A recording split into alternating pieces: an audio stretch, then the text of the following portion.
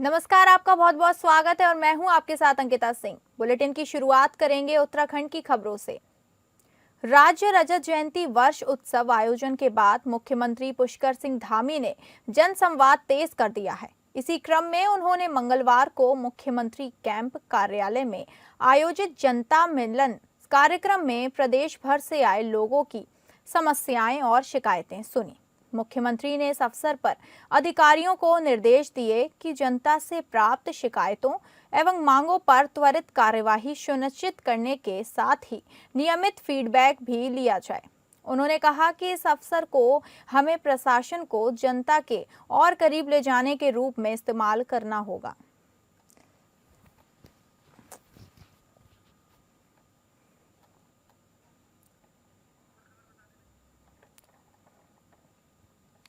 आपको बता दें, राज्य रजत जयंती वर्ष उत्सव आयोजन के बाद मुख्यमंत्री पुष्कर सिंह धामी ने जन संवाद तेज कर दिया है। इसी क्रम में उन्होंने मंगलवार को मुख्यमंत्री कैंप कार्यालय में आयोजित जनता मिलन कार्यक्रम में प्रदेश भर से आए लोगों की समस्याएं और शिकायतें सुनी। मुख्यमंत्री ने इस अवसर पर अधिकारियों को निर्देश दिए कि जनता से प्राप्त शिकायतों एवं मांगों पर त्वरित कार्यवाही सुनिश्चित करने के साथ ही नियमित फीडबैक भी लिया जाए। उन्होंने कहा कि इस अवसर को हमें प्रशासन को जनता के और करीब ले जाने के रूप में इस्तेमाल करना होगा।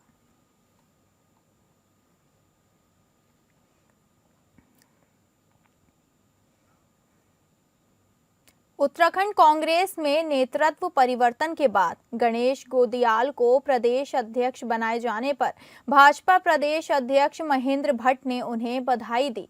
भट्ट ने कहा कि वे उत्तराखंड के मुख्य विपक्षी दल को बधाई देते हैं कि देर से ही सही उन्होंने अपनी एक टीम बनाई। आगे भट्ट ने कहा कि कांग्रेस की नई टीम में अधिकतर पुराने चेहरे हैं। टीम में सब पुराने लोग हैं और गणेश गोदियाल पहले भी अध्यक्ष रह रहे हैं। प्रीतम भी पहले प्रदेश अध्यक्ष रह चुके हैं। हमारे लिए कोई नया चेहरा नहीं है। हाँ, हरक सिंह इस बार कांग्रेस में है तो उनकी वजह से कांग्रेस के अंदर कुछ हलचल जरूर देखने को मिलेगी। वहीं भाजपा प्रदेश अध्यक्ष महेंद्र भट्ट के इस बयान पर कांग्रेस के प्रदेश गणेश गोदियाल ने तल्ख टिप्पणी की है। उन्होंने कहा कि भाजपा प्रदेश अध्यक्ष भी पुराने चेहरे हैं और उनको चमोली जिले में किस नाम से पुकारा जाता है मैं यहां बताना नहीं चाहता। गणेश गोदियाल के इस टिप्पणी से यह तो साफ हो गया कि कांग्रेस साहब अटैकिंग मोड में ही नजर आएगी। उत्तराखंड के मुख्य विपक्षी दल को बधाई देता हूं। देर से ही सही उन्होंने अपनी एक टीम बनाई है। टीम में वो सब पुराने लोग हैं, पहले भी अध्यक्ष रहे हैं, चुनाव के पहले अध्यक्ष थे। ऐसी है, प्रीतम जी भी अध्यक्ष रहे, हमारे लिए कोई नया चेहरा है नहीं। हाँ, हरक सिंह जी थोड़ा कांग्रेस में इस बार आए हैं तो उसकी हलचल जरूर कांग्रेस के अंदर दिखाई देगी। तीर लगा है और जो ये तीर लगा है ये कांग्रेस के किन लोगों पे लगा, हम सब लोग उससे विज्ञ है। इसलिए हमें कांग्रेस के संगठन से, पार्टी के कार्यक्रमों से संगठन कोई फर्क पड़ता नहीं। इतना जरूर अपेक्षा करेंगे, गणेश गोदियाल अध्यक्ष बने हैं तो अभी तक कांग्रेस जिस दिशा में चली है उससे थोड़ा अच्छी दिशा की ओर आए। प्रदेश सरकार विकास कार्यों की सराहना होनी चाहिए। उत्तराखंड कांग्रेस में प्रदेश अध्यक्ष करण माहरा को हटाकर गणेश गोदियाल को प्रदेश अध्यक्ष बनाया गया है। गणेश गोदियाल इससे पहले भी पार्टी में प्रदेश अध्यक्ष की जिम्मेदारी निभा चुके हैं।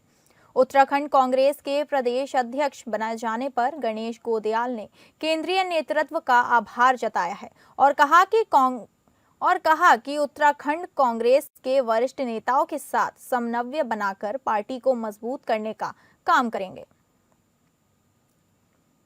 जी, बड़ी खुशी की बात है और मैं धन्यवाद देना चाहूँगा हमारे कांग्रेस नेतृत्व को कि उन्होंने फिर एक बार विश्वास व्यक्त किया है। मेरा विश्वास है कि मैं अपने कांग्रेस के राज्य के जो शीर्ष नेतृत्व है, शीर्ष नेता हैं, उनके साथ मिलकर कदम से कदम मिलाकर ये जो बड़ी उम्मीद के साथ ये जवाबदारी हमें सौंपी गई है, इस जवाबदारी पर हम खरा उतरें।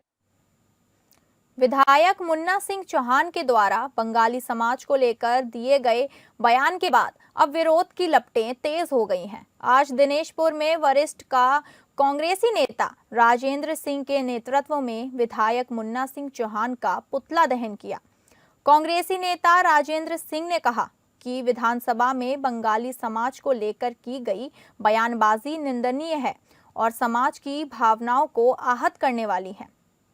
हम बंगाली समाज का अपमान बर्दाश्त नहीं करेंगे।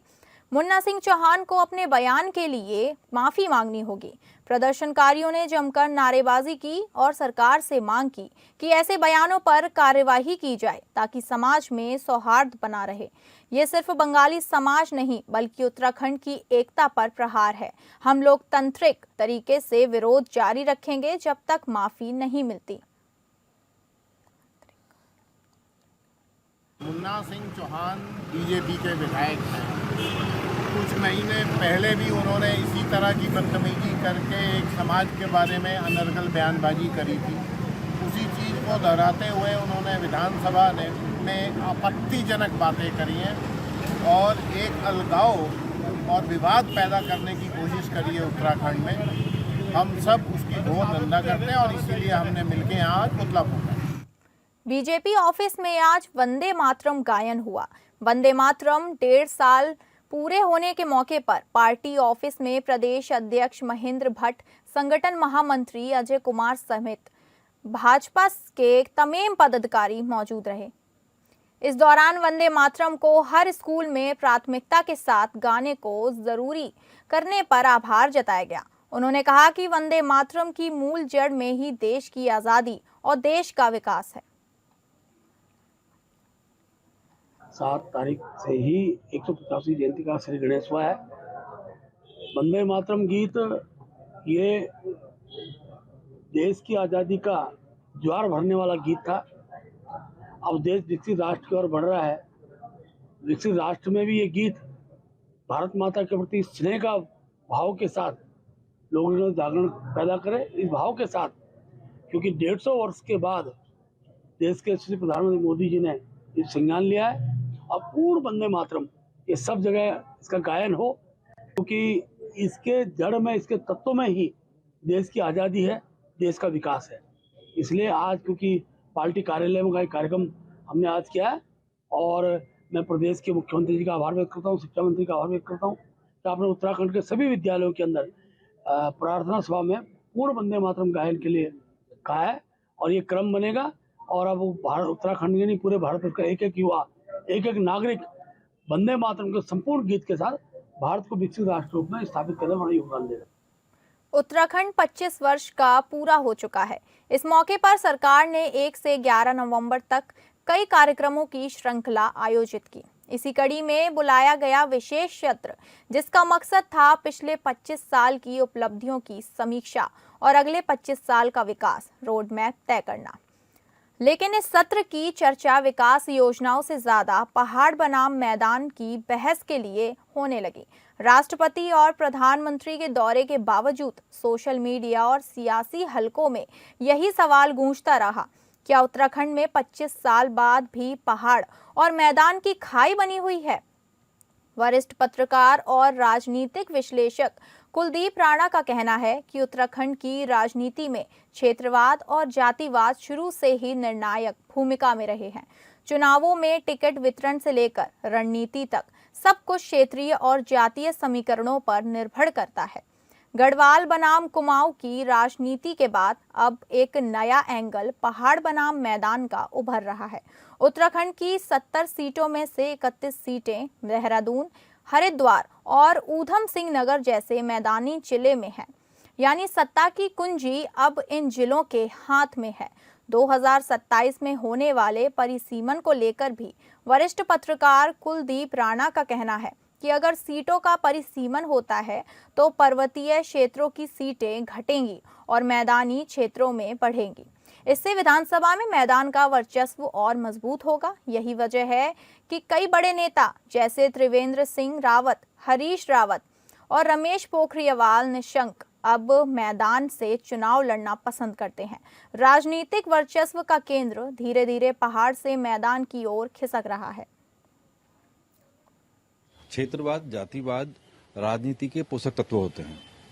आपने अक्सर देखा होगा चुनाव में कि टिकटों का जो बंटवारा होता है वो इस चीज को ध्यान में रख कर किया जाता है कि कौन सी जाति का नेता किस क्षेत्र में कितना ज्यादा एक्टिव है। उसका जातीय समीकरण कितना मजबूत है और क्षेत्रीय समीकरण कितना मजबूत है।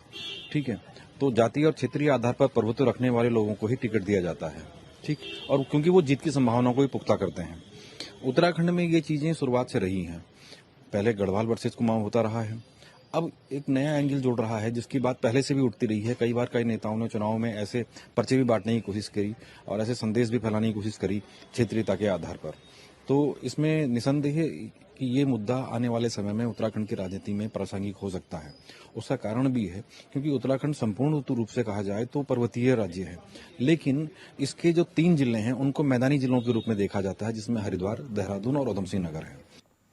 खबर चमोली जिले की है, जहां दिल्ली बम ब्लास्ट के बाद उत्तराखंड ने अलर्ट जारी किया है। सीमांत जनपद चमोली में पुलिस के द्वारा जनपद के सभी सीमावर्ती एवं प्रमुख प्रवेश बिंदुओं जैसे गैरसैंण, ग्वालदम, मंडल रोड एवं गौचर पर सघन चेकिंग की जा रही है।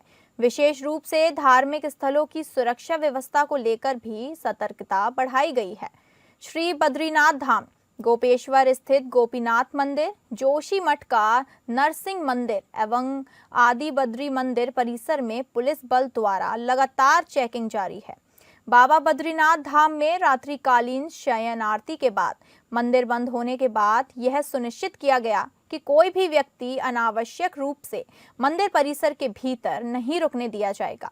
बीडीएस टीम भी बद्रीनाथ धाम पहुंची और वहां सुरक्षा जांच का कार्य निरंतर जारी है। साथ ही सभी डीएफएमडी की पुनः समीक्षा की गई है तथा 2 अतिरिक्त डीएफएमडी नए रूप से स्थापित किए गए हैं।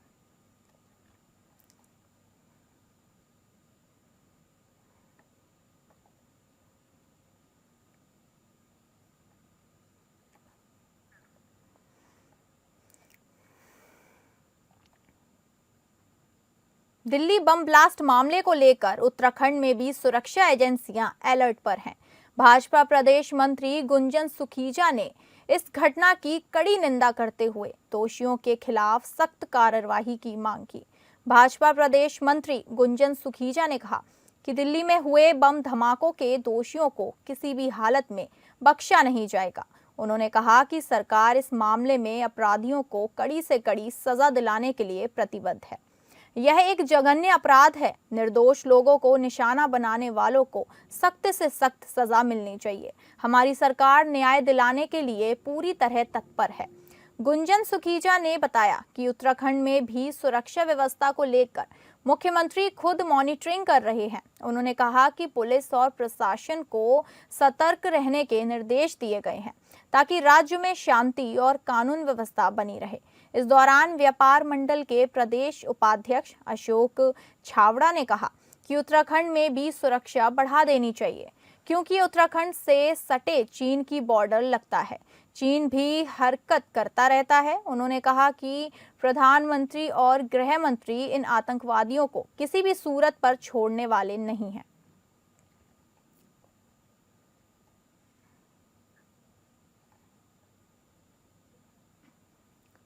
दिल्ली धमाकों के बाद उत्तराखंड में पुलिस हाई अलर्ट पर है।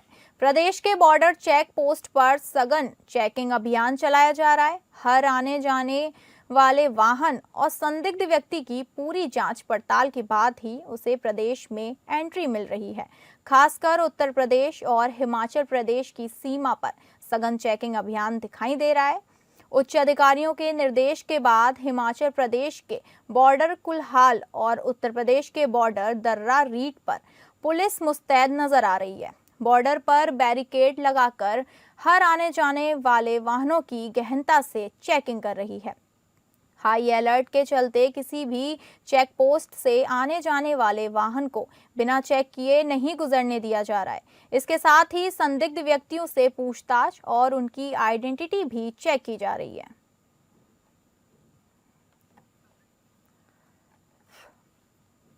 राजधानी दून में कई जगह बिल्डरों और शराब कारोबारी के प्रतिष्ठानों पर छापा पड़ा है। दिल्ली से आई आयकर विभाग की टीम ने दून में ये कार्यवाही की। आयकर विभाग की टीम शहर के बड़े बिल्डर कमल अरोड़ा, इंदर खत्री, राकेश बत्ता, कसीगा स्कूल संचालक रमेश बत्ता, शराब कारोबारी प्रदीप वालिया, कमल अरोड़ा के ठिकानों पर जांच कर रही है।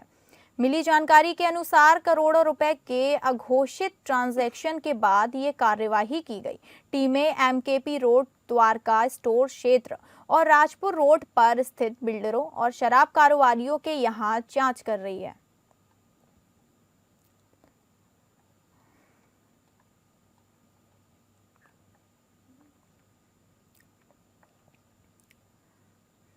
एसएसपी नैनीताल के निर्देश पर पुलिस ने भीमताल क्षेत्र में अवैध मांग की खेती के खिलाफ सख्त कार्रवाई की है।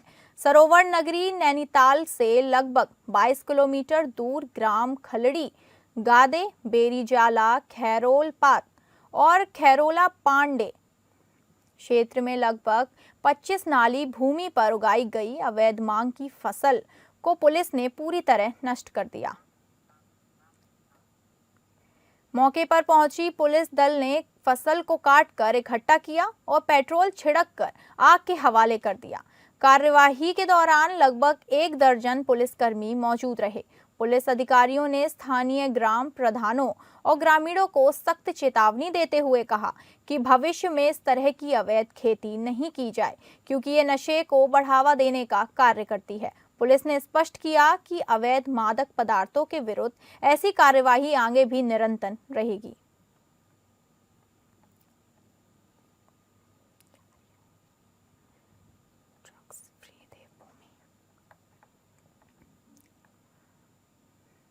ड्रग्स फ्री देवभूमि अभियान के तहत आबकारी विभाग द्वारा जनपद ऊधम सिंह नगर में अवैध शराब के खिलाफ लगातार कार्यवाही जारी है। हाल ही में ट्रांजिट थाना क्षेत्र के परशुराम चौक पर अतिक्रमण अभियान के दौरान अवैध शराब की मौजूदगी सामने आने के बाद विभाग ने विशेष अभियान चलाया।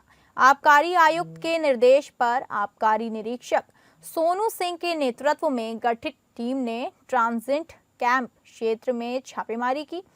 कार्यवाही के दौरान हरीश थापा उर्फ कांचा के अड्डे पर दाबिश देकर 350 पाउच और 100 पाउच अवैध कच्ची शराब बरामद की गई।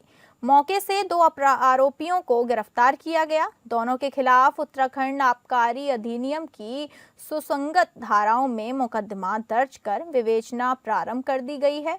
विभाग ने स्पष्ट किया कि ट्रांजिट कैंप क्षेत्र में अवैध शराब के विरुद्ध अभियान आगे भी लगातार जारी रहेगा।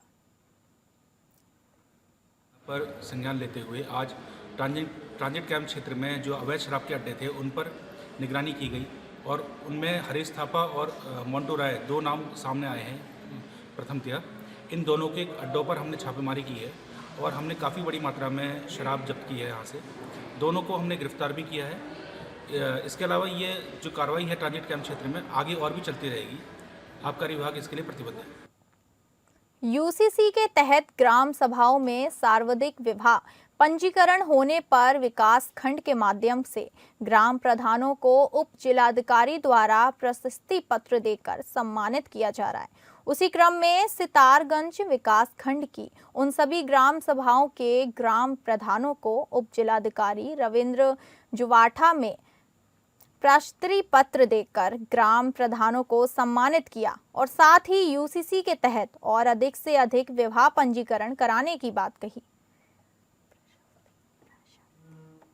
खंड के 15 ग्राम पंचायतों को प्रमाण पत्र बांटे गए, जिन ग्राम पंचायतों में यूसीसी के तहत नागरिक संहिता के तहत अच्छा काम किया गया है विवाह पंजीकरण में, उन लोगों को यहाँ जिलाधिकारी द्वारा प्रमाण पत्र बांटे गए।